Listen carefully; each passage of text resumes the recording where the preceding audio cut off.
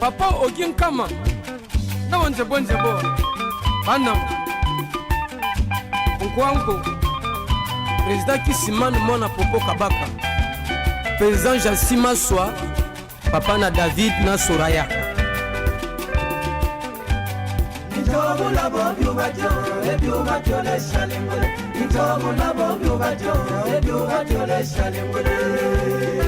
Père de Timaswa.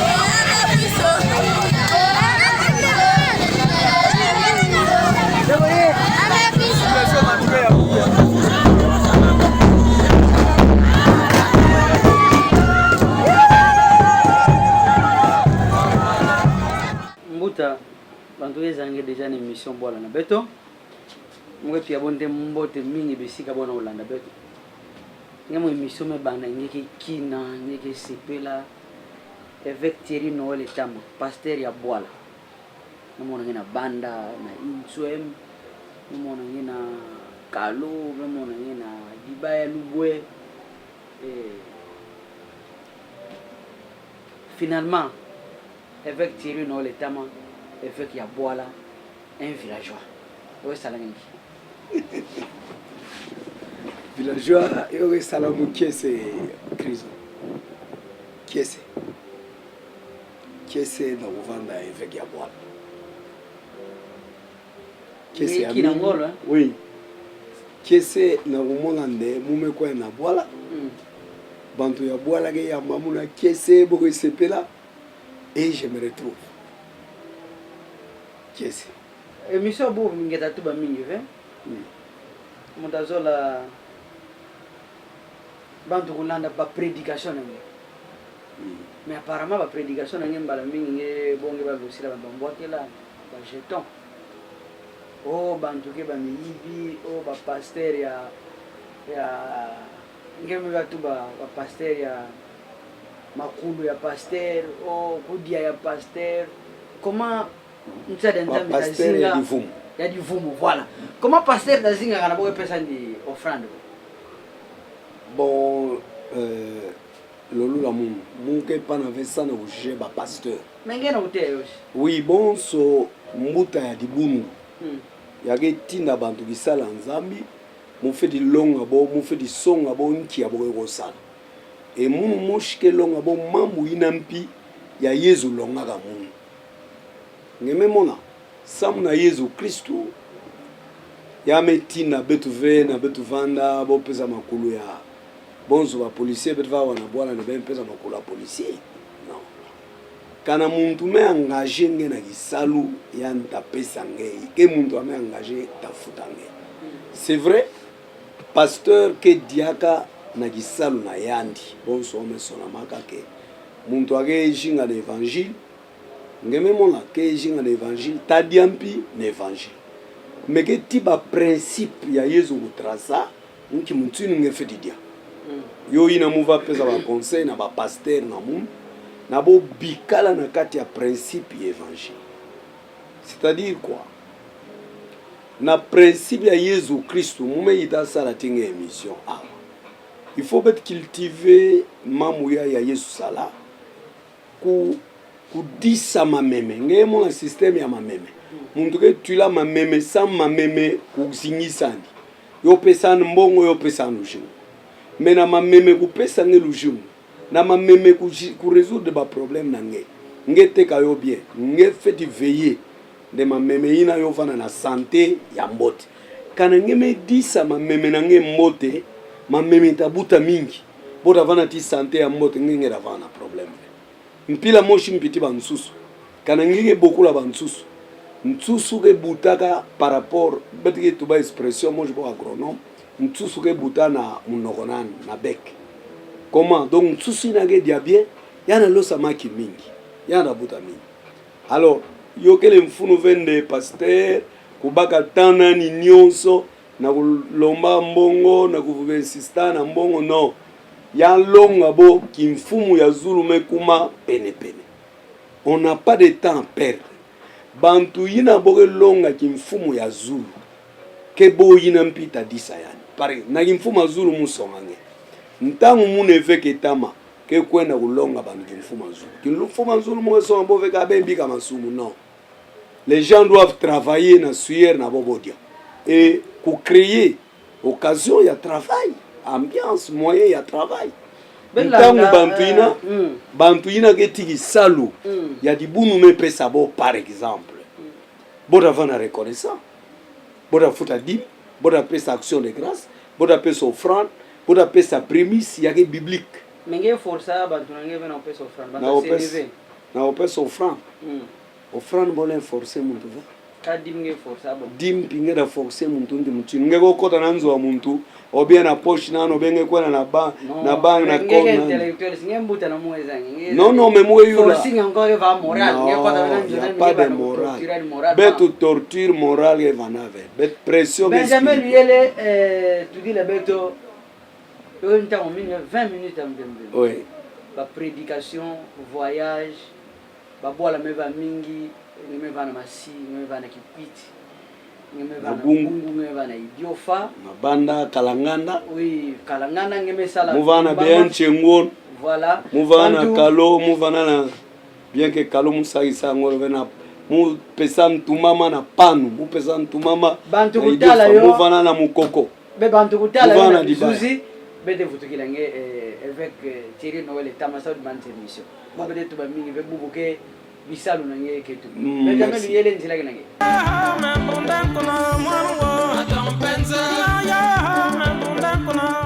Nzambi ke landa vengeme tanga tove. Il ramasse qui il veut. Yake lokota mundage zola. Et il utilise comme il pense. Buna bin Nzambi ke sadila yani mpila yake zola. La question que je me posais personnellement, s'il arrivait que Dieu pouvait demander les gens de mon village que je voudrais élever Etama à Séran, je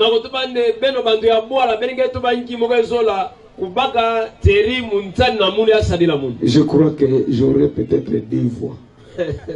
La voix de mon père et ma propre voix. Élection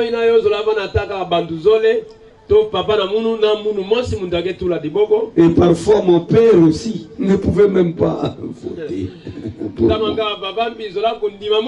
Mais Dieu m'a ramassé, vous voyez. Et il a fait de moi son serviteur. C'est tout comme aujourd'hui. Il ramasse d'autres personnes comme il m'a ramassé, afin qu'eux aussi deviennent utiles, deviennent importants. Regarde ton voisin, fixe-le le regard, dites-lui, peut-être même ta femme ne t'accepterait pas, même ton homme ne pouvait pas élire pour tout. Mais tu dois te rassurer aujourd'hui. Il y a quelqu'un qui a un regard particulier sur toi. Même si tu n'es pas intelligent, même si tu n'as pas d'argent, même si tu n'as pas de famille, il y a Jésus-Christ qui te regarde avec compassion, avec amour. Est-ce que tu comprends ce que je déclare? Je dis Jésus t'aime.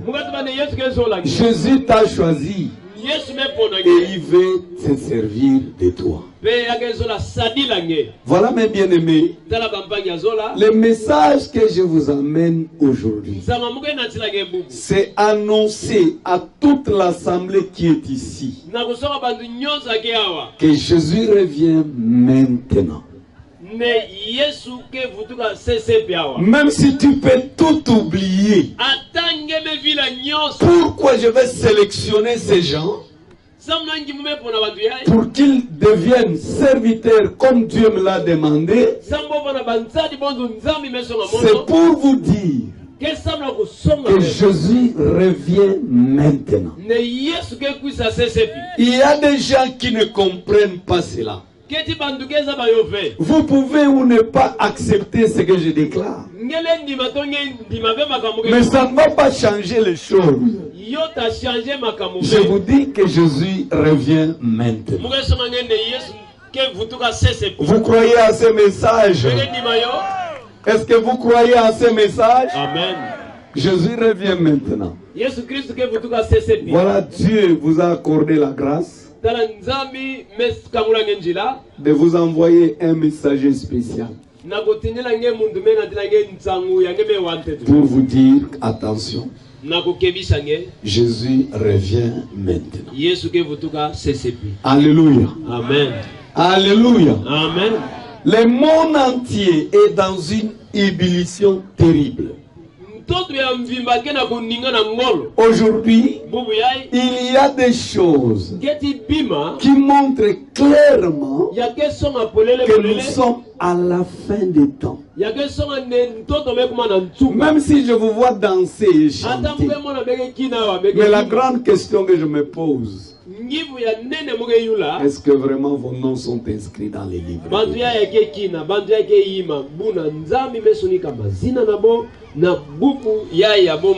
Je vois ici mes frères des chefs coutumiers, que Dieu vous bénisse. Vous incarnez les pouvoirs traditionnels. Ça ne veut pas dire que vous êtes des sorciers. C'est un pouvoir que Dieu vous a donné. Il faut faire très attention à ne pas confondre la sorcellerie et le pouvoir que Dieu vous a donné.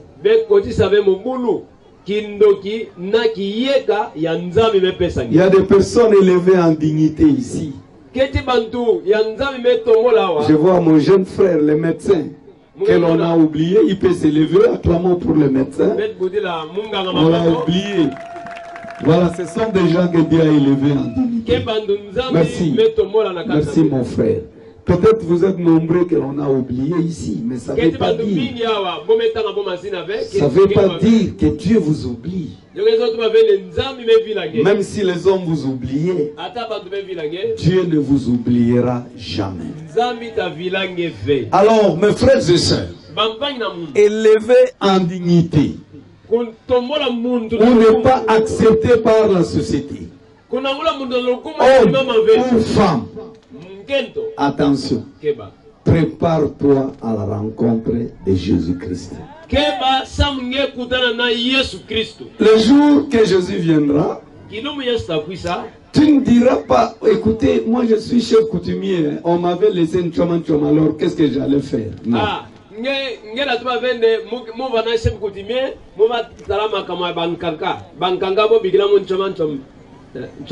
C'est ça. Oui,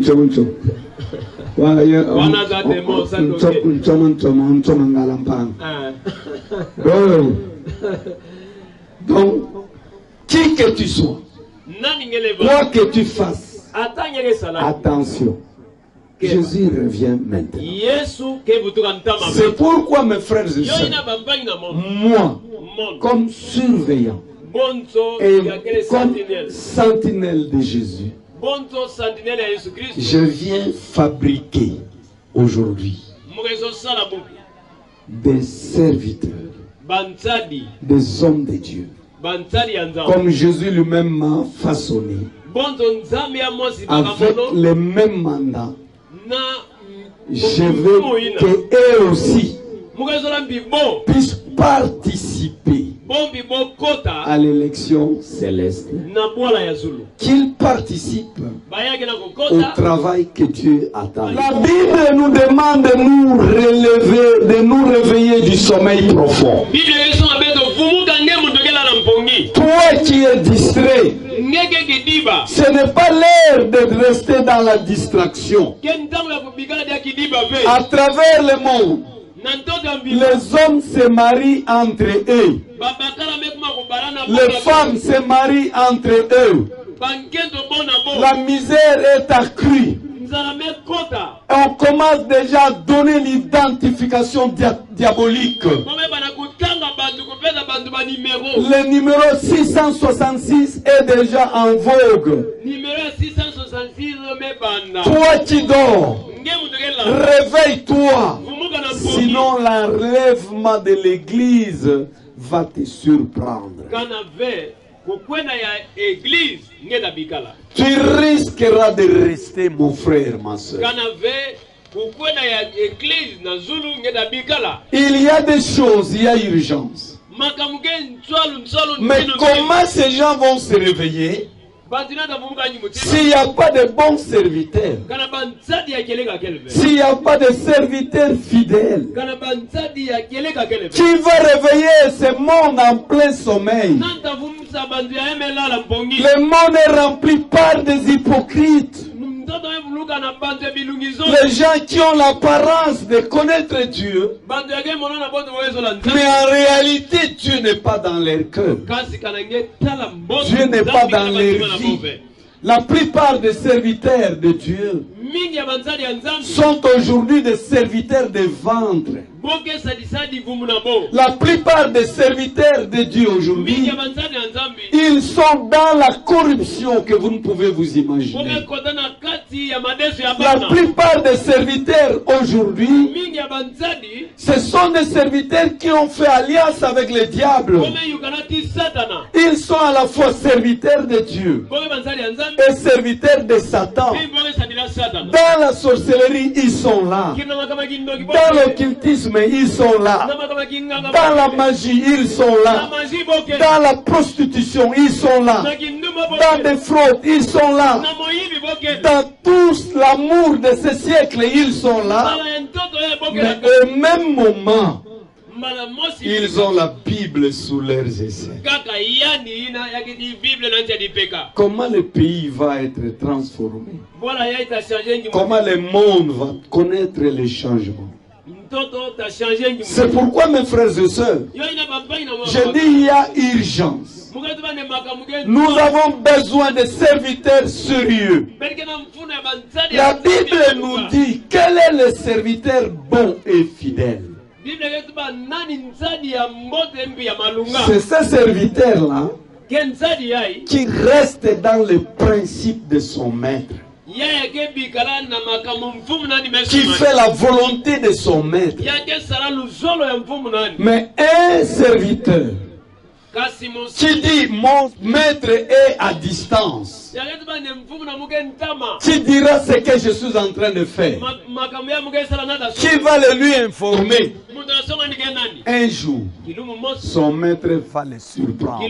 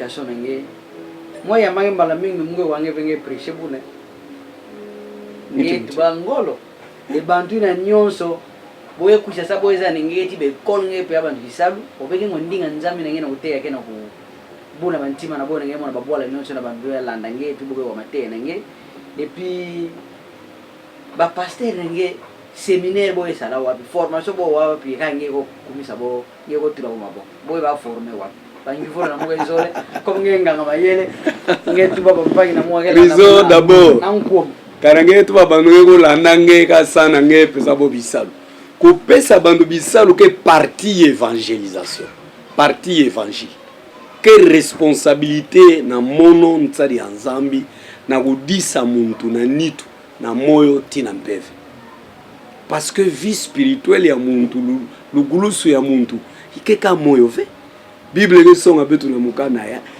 un esprit saint dans un corps saint kana nitu ngemo na Job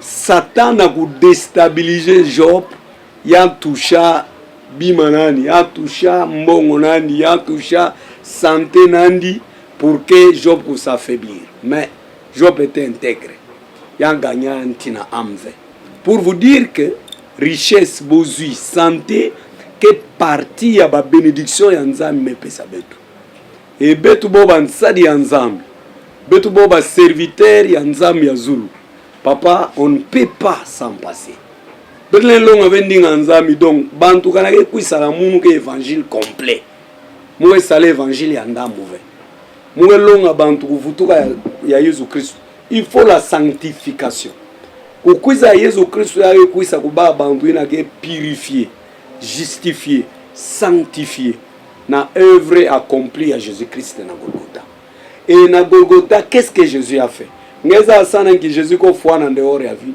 c'est sur les poteaux Bible que tu vas pidiai Jésus me ko foi na kulunshi en dehors yoga ya kusona mane qui soit maudit quiconque est pendu au bois kufwa Jésus na kulunshi c'était pour porter nos malédictions malédiction et problème spirituel qu'avec quand muntu ke maudit les effets bimanio sur le jour on a santé tout ça ne va pas et Jésus devait résoudre le problème na mission Yesu me pesa betu na kukwenda longa bandinga nzambe yo vana na Matthieu 28 yo vana na Marc 16 Yesu ke songa betu ko longa bandinga nzambe mais ame pesa betu mpikiye ka yanki kukula bampe vembi kubelula bambefu ku purifier ba lépreux ku guérir c'est le corps maladie santé que problème spirituel non donc avec Tama l'église de Sénévé Mougelonga salue l'intégralité na yo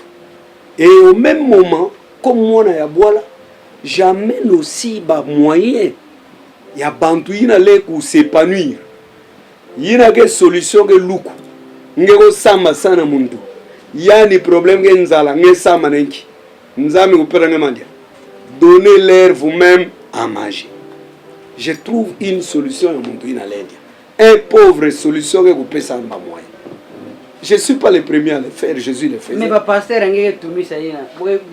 Donc, mes points en tête, même manisave. Moi, je suis donc, vous tous à Jésus Christ, mon frère, Bantu, arme à Satan na yo, que vous toute la pauvreté sans Bantu tina nzambi. Bantu bon mon nzambi qu'elle veut, nzambi résoudra. Yo inange mona bubu ye bantu abo cultiste banani qu'est-ce qu'ils font ils profitent de la pauvreté banani ah bantu ina ya me baka me sala alliance ba pacte ti Satan boti ba église ah banka me kota na ba église banka ke ti ba forme ba église na bo ya bo sala ba pasteur ngi me kinga mu mani santé ngela tu ba ina no muwe kwenda ngi yo da kwenda muwe kusonge nki ya bo sala o kombege bantu ke pauvre mona me mani sa université kuisa na munu avant nge sala muko tsange bokona na ba science occulte ba mingi ke beba papa ya kupesa minerval papa ya kutangisa en classe ya foyandi parce que mais bomelo ni sacrifice beto na munu seneve ngeme kuma ngeme ba salaire sacrifice ke yina Yesu Christ fo na koloshi menga ya Christ panzanaka samunge bonga na nitu na moyo tina seneve sacrifice ke dim no Krizo ve kana muntu ke no Krizo kana muntu ke mu Kristo ve nani mumeka no ina lufu Krizo mugeso wange ina ke bantu na ngenge zaba ke bantu na ngenge sosa kunigisa evek mais dim uwa musonge mono muge longa bantu ndimela Yesu kana muntu ke mwana nzambi yana lemfuka na ntika nzambi bo ba passer nge forma bo wapi mona nge pesa bo ntumbama bo ke kotana nke bubu yai kana ngeza ave me kangula institut facultaire yake na kalangana na katike ti formation ya théologie nge betunga ba classe ke ka bunu nge batanga nani mono Krizo muge muntu andinga ave je travaille. Quand c'est l'homme qui a kota na bureau 6h 19h 20h. Na boala parce que ben qui pas boala. Ben yon so mes na ben na Kinshasa. Mais Yesu butuka na boala. Ya butuka na ville. Yesu Kristo na ville Jérusalem a kota botulan bile. Yesu butuka na boala. Il y a un problème au village. Na boala ngi kabisa bantu mingi. Mon. Ouais. Olenge vanda Montagé vukisa ba politicien ba non mon frère d'abord présence nangé ke bon nangé na présence na munu ke ba politicien wa boma boki ma ve bantu nangé for boge wa boma ki ante mu mansa wa ante musonge nani politicien na kalangana ke mpai na move na wa musonge na kalangana bete na ba député ya kele national ke député Mosi ke Boris Muko Boris ke vana non mais wa musonge ngeme tuba bien na kalangana nge kabisa ba politicien mais biga mumu manisa Boris Mbuku bede vana secteur moi bede mpigeti bali en famille ngeza yo bandu mingi mumu tura songe ngeza ne nkaka Boris va bakaka ba munu ye na gileki papa na muva longi na impatash imparempes kana ngeza ba yo impact. Mon père était enseignant là-bas. Boris va qui mbangiste, nous va qui mbangiste. On a des vous formez Moussonge sacré. Non, ngeva tuba. Ve bika tete, bika mutu bilange. Politicien na kalanga na ge maître sacré. Yanga. Sacré l'enfer. Ngeza de sacré ge neve na mu. Ve bika tete. Sacré ge mpai na mu. Ngeza nege neve na mu propre. Ejid wa wene ngeza ba neke nkaka na mu. Nani ya kembina mu bon qui m'avait bon donc bika bima ina est mumu e politicien bele ki tubila makambo asi nani ya ke politicien me kuzana mumu e kula mais evenge za pour la politique non mais bika yo parce que bon va distraire nge distraire mu na politique muge no bantu kuvutuka Yesu nge va sora politique mu na politique ve bantu nge bantu mama nge former abo bantu muge ti bubu ya mu so ngende iya li facene ya na kalanganda Mume banana kala. Yo me banda déjà. Do ba pasteur. Ba pasteur nanga ke na masi yake na kikwit bonzo ngo tanga na kala. Bo fe ngo tanga na kala ngana. Bubu ya mukele na keti banka ya baka formation aye. Ngeza ngo la nanga na nkomesa. Oui, ke bwana mo. Ma pesa mbote na papa Freddy Muzumu. Oui. Ma pesa Freddy mpina leki na mu Bernice na Kaemba. Tichanda baleke bankento ke zole miso bwana mingi. Professeur Kaluji mule na vile ngevena ba miunga ba na mbingu ba mbote tamana ana ngeze na nganchuka pardon ndinga na nganchuka ndinga na mo nchuka Krizo ke yai bampangi nyoso yake landaka émission bwala na betu de la neve ke tamu d'abord mo songe kima ya ntete yova na baina nyoso yake wa munu be wa mu bien mono teri noel etama mume butuka na bwala frère Krizo kanangeke kusaka nge mubakange na maboko na lwe likubi bongela tate bo ba monseigneur buna na kusonga na lata bo bakatoli évêque beti mumpe bere ba famille ngeza protestant mumpe wena bantu mingi misela mo sobinga muna kimwenza mumpe ti mission confusion me lutana nge lata bo mabonge katoli non mwe bere lelege vana ka moshi ba mimpe ba mission tout ça donc on va tout ba mono mume butuka na boala Dieu m'a confié mission moshi ke kulonga bantu kuvutuka ya Yesu Kristo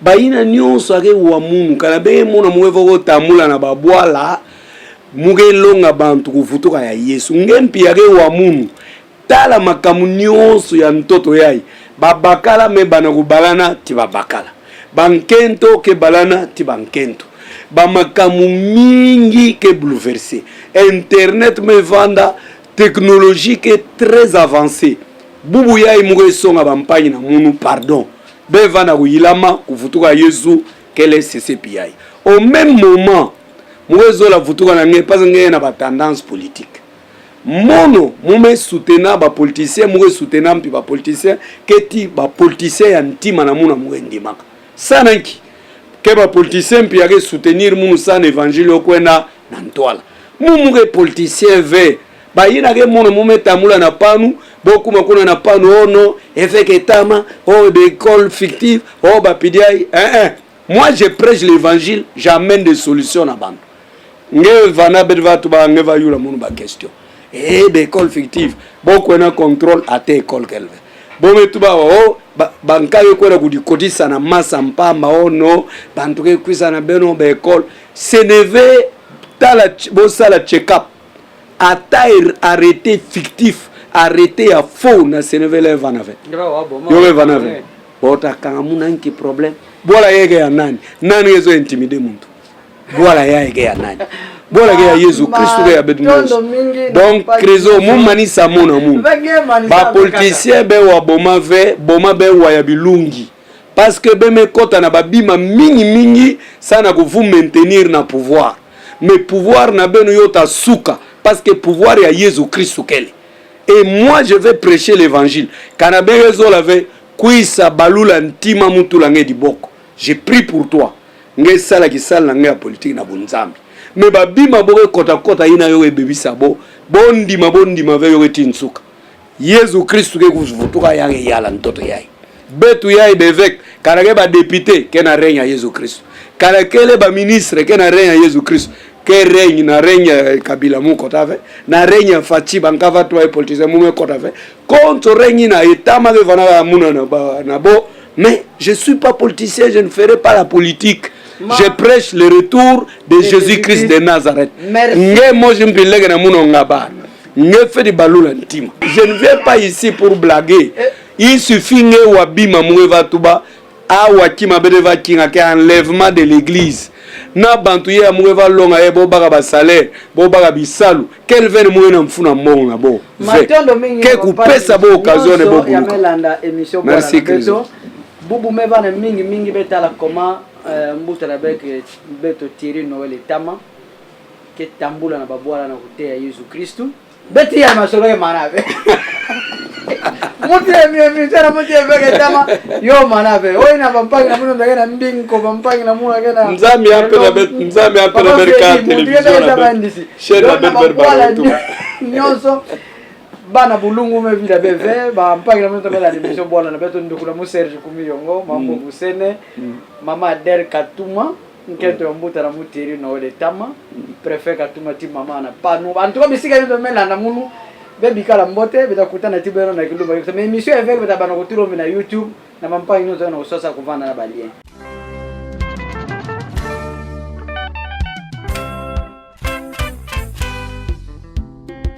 Papa Ogin Kama na bonze bo banam Nkwanko président Kisimane Mona Popo Kabaka président Jassima Swa papa na David na Soraya